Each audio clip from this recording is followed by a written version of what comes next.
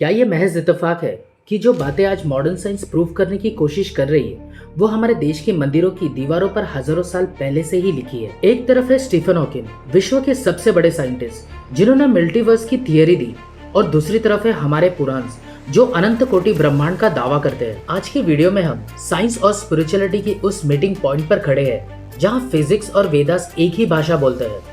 तैयार हो जाइए क्योंकि आज आपका यूनिवर्स को देखने का नजरिया हमेशा के लिए बदलने वाला है। नमस्कार दोस्तों, मेरा नाम है अर्जुन और आप देख रहे हैं अद्भुत पुराण टेल्स। अगर आपने अभी तक चैनल को सब्सक्राइब नहीं किया तो जरूर सब्सक्राइब करें क्योंकि आपका एक छोटा सा क्लिक हमें और भी वीडियोस बनाने की प्रेरणा देता है। चलिए आगे बढ़ते हैं। मार्च 14, 2018 पूरी दुनिया ने ऐसा दिमाग खोया जिसने वक्त और अंतरिक्ष के रहस्यों को सुलझाया था। स्टीफन हॉकिंस के मरने से महज कुछ दिन पहले हॉकिंग ने अपनी आखिरी रिसर्च पेपर सबमिट किया था, a smooth exit from eternal inflation. इस पेपर में हॉकिंग ने एक ऐसी बात कही थी जो हमारे समझ से परे थी। उन्होंने कहा कि हमारा बिग बैंग कोई एक लौता इवेंट नहीं था, बल्कि ऐसे अनंत बिग बैंग हो रहे हैं जो हर पल नए यूनिवर्स को जन्म दे रहे हैं। हॉकिंस की थियरी के मुताबिक हमारा ब्रह्मांड एक बबल की तरह है जो एक वास्ट कॉस्मिक ओशन में तैर रहा है। इस मल्टीवर्स में हर यूनिवर्स के अपने फिजिक्स लॉ हो सकते हैं। कहीं ग्रेविटी अलग होगी तो कहीं वक्त की रफ्तार।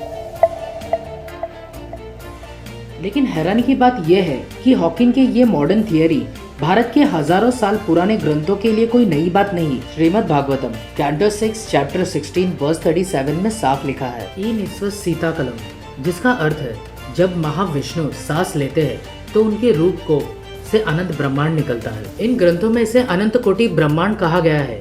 यहाँ अनंत का मतलब है इन्फिनिट और कोटि का मतलब है टाइप, यानी करोड़ों तरह के अलग अलग यूनिवर्स। ब्रह्म व्यवहारता पुराण में यहाँ तक कहा गया कि जैसे एक फल में अनंत बीज होते हैं, वैसे ही हर संसार में हर ब्रह्म का अपना अलग यूनिवर्स है। हर यूनिवर्स का अपना अलग ब्रह्मा, विष्णु और शिव है। हॉकिंस ने अपनी लाइफ में कॉस्मिक साइकिल पर भी काम किया। साइंस में एक मॉडल है जिसे एक सिक्लिक मॉडल कहते हैं, जहाँ यूनिवर्स बनता है और फिर सिकुड़कर खत्म हो जाता है। अब इसे कंपेयर कीजिए हिंदू फिलॉसफी के कल्पा और प्रलय से। सृष्टि क्रिएशन जब ब्रह्मा जागते हैं, प्रलय जब सब कुछ वापस शून्य में हो जाता है। ये साइकिल 4.32 बिलियन ईयर्स का बताया गया है, जो मॉडर्न कॉस्मोलॉजी के बिग बाउंस थियरी के बेहद करीब है। एक और डिटेल है जो हॉकिंस और हिंदू स्क्रिप्चर्स को जोड़ देती है, वो है रिलेटिविटी। हॉकिंस ने कहा था कि ग्रेविटी वक्त को मोड़ देती है। पुराण में एक कथा है जहाँ राजा काकुड़मी अपनी बेटी रेवती के लिए वर ढूंढने ब्रह्मलोक गए। जब वो वापस आए तो धरती पर हजारों साल बीत चुके थे। स्क्रिप्चर्स कहते हैं कि ब्रह्मा जी का एक दिन धरती के लाखों साल के बराबर है। क्या ये वही टाइम डायलेशन नहीं जिसे आज आइंस्टाइन और हॉकिंस ने मैथ्स से प्रूव किया?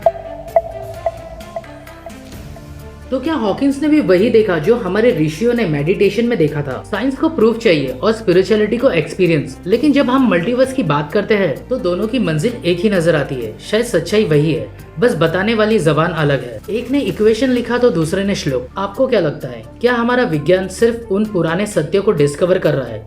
कमेंट में जरूर बताइए।